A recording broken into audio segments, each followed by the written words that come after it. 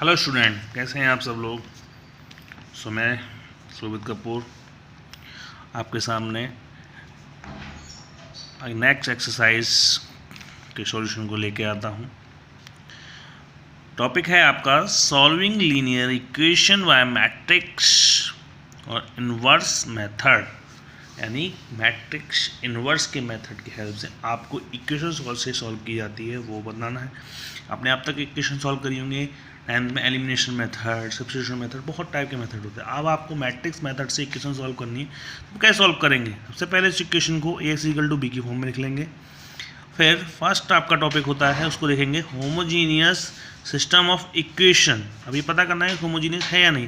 तो b = 0 and if determinant a not equal to 0, determinant a 0 नहीं आता है, then Ax = b has a unique solution, then x = 0 या जो भी ऐसे आपका आंसर निकलेगा। इफ डिटर्मिनेंट a = 0 आती है, then Ax + x = b is infinite many solution होते हैं उसके।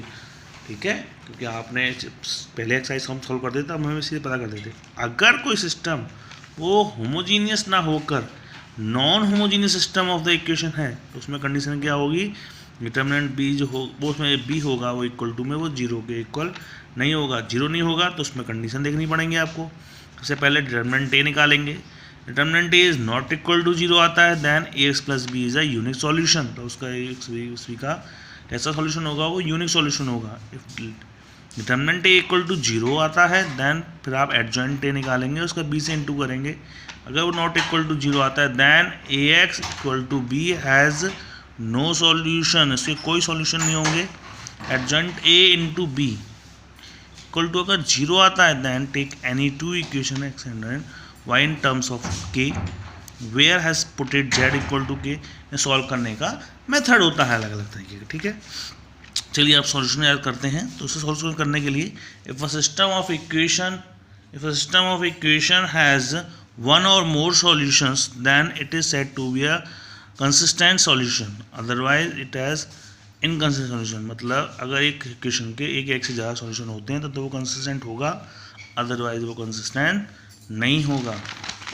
अब एक्सरसाइज की बात करते हैं हम 4.6। आपको पहले तो ये पता करना है इस एक्सरसाइज में कि कंसिस्टेंट और इनकंसिस्टेंट है कि नहीं। सबसे पहले आपको जो इक्वेशन दे रखी हैं दो, उन्हें Ax = b की फॉर्म में लिखा। ए क्या होते हैं इसके कोफिशिएंट 1, इसका कोफिशिएंट 2, फिर 2 1 2 2 3। अब ये ए है आपका पहला वाला, इसका आपने डिटर्मिनेंट निकाला। डिटर्मिनेंट नॉट इक्वल टू 0 है, system of the equation has a unique solution, hence the system of equation कैसा हो गया, वो कंसिस्टेंस हो गया। क्लियर। सेम ऐसे ही दूसरी इक्वेशन दे रखी है, इसमें भी Ax = b की फॉर्म में देखा, बट इसका डिटर्मिनेंट निकाला, आपका 0 आ गया। जब डिटर्मिनेंट 0 आता है तो मैंने आपको क्या बताया था, आपको इसका एडजॉइंट निकालना है। तो इन सबके एडजॉइंट निकाले, एडजॉइंट a का b से इंटू किया, वो 0 के इक्वल नहीं आया। It means given system is equation is inconsistent. तो इक्वेशन कैसी हो गई, इनकन्सिस्टेंट। तो 1 से लेकर 6 तक क्वेश्चन ऐसे ही थे, आपको देखना था। 2 क्वेश्चन मैंने आपको कराया, बाकी आपको खुद करने हैं इसके अंदर। क्वेश्चन नंबर 7 को हम देखते हैं। 7 से लेकर 14 तक क्वेश्चन ऐसे ही हैं। आगे हम आपको 7th क्वेश्चन बताते हैं, इसी पे सॉल्यूशन को सॉल्व कैसे किया था मैट्रिक्स मेथड से, वो देखते हैं। 2 इक्वेशन है आपकी, इन दोनों इक्वेशनों को Ax = b की फॉर्म में लिखा। a आया, सबसे पहले डिटर्मिनेंट निकाली। Determinant a is not equal to 0, it means वो कंसिस्टेंट है। उनका सॉल्यूशन निकालने के लिए आपको ये पता होना चाहिए कि इक्वेशन जो होनी चाहिए वो कंसिस्टेंट होनी चाहिए।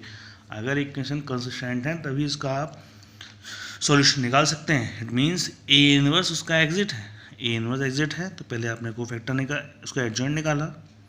एडजॉइंट निकालने का तरीका आपको पता ही है। फिर ए इनवर्स निकाला। ए इनवर्स निकालने के लिए एडजॉइंट ए अपॉन डिटर्मिनेंट ए, ये आ गया। अब क्या होता है, आपने जो इक्वेशन फर्स्ट में मानी थी Ax = b, उसको आपने ए इनवर्स से दोनों तरफ मल्टीप्लाई कर दिया।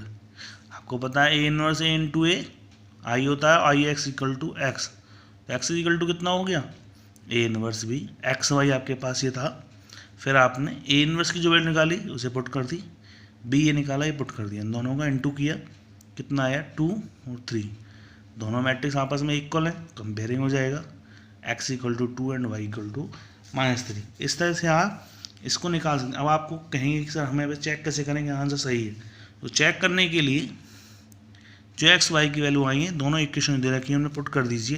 अगर एल एच एस और आर एच एस आपस में इक्वल आ रहा है तो तुम्हारा आंसर सही है, आंसर गलत है। आई होप यहाँ तक आपको समझाया, आपके समझ में आया होगा। आगे के कुछ क्वेश्चनों को हम अपने नेक्स्ट वीडियो में देखेंगे। इस वीडियो को देखने के लिए थैंक यू सो मच।